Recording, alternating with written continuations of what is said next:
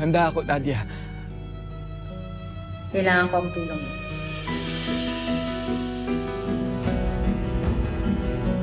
Tulong? Oo, Nadia. Kahit ano, tutulungan kita. Gusto kong umamin ka. Sinasabi nila na nagda-drugs ka daw. Na-addict ka. Totoo ba yun?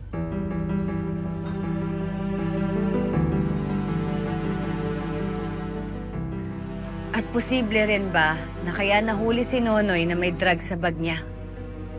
Dahil sa'yo yun. Ano? Nadia, hindi ako yun. Lilinawin ko lang. Ikaw ba yung naglagay ng drugs sa bag ni Nonoy? Nadia, maniwala ka sa akin. Maniwala ka sa akin. Wala akong kinalaman sa nangyari kay Nonoy. Pero ano? Pero may nag-utos sa akin na lagyan ng droga ang bag ni Nonoy. Pero Nadia, tumanggi ako. Hindi ko ginawa. Pwes napahamak siya. Nakulong pa nga eh. Kaya sabihin mo sa akin kung sino nag-utos sa'yo. Para mabigyan ng hustisya si Nonoy. Si Kaloy. Si Kaloy ang nag-utos sa akin para lagyan ng droga ang bag ni Nonoy. Pero Nadia, maniwala ka. Tumanggi ako. Hindi ko ginawa. Alam ko, malaki yung kasalanan ko kay Nonoy. Pero sa kabila ng lahat, tinulungan niya pa rin ako. Kaya Nadia, maniwala ka. Hindi ko magagawang traidorin ulit si Nonoy, Nadia. Maniwala ka. Pinaniniwalaan kita.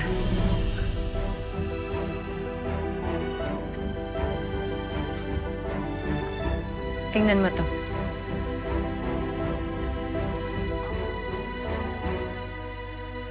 Kilala ko to.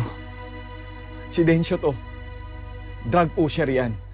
At sigurado ako na tungkol sa bentahan ng droga pinag-uusapan nila dito. Bumili si Kaloy ng mga pakete ng shabu.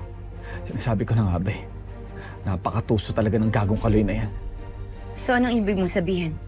Nadia, ito mismo yung nakita ng mga polis na droga sa bag ni Nonoy. Ito yung ipinlanta nila kay Nonoy. Pero hindi sapat yung mga text messages na yan. Kailangan natin makahanap ng matibay na ebidensya na makapagtuturo na si Kaloy ang nagplanta ng droga kay Nonoy.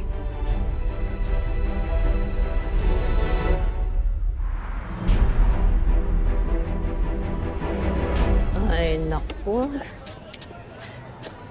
Hi, Miss Beautiful. Order nga ng dalawang siomay. Kayla!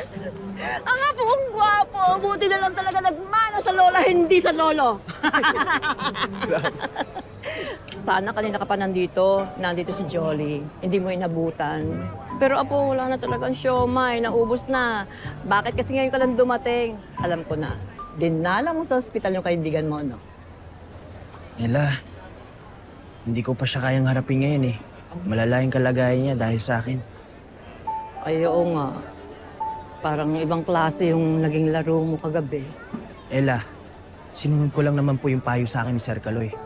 At sa tingin ko naman, normal naman mapuruan sa boxing, di ba? Talaga lang? Ang tanong, gusto mo bang maging katulad ni Lance? Hindi po. Eh, yun naman pala eh. Dapat, nag-iingat ka. Dapat, pinag-iisipan mo yung mga tao sa paligid mo.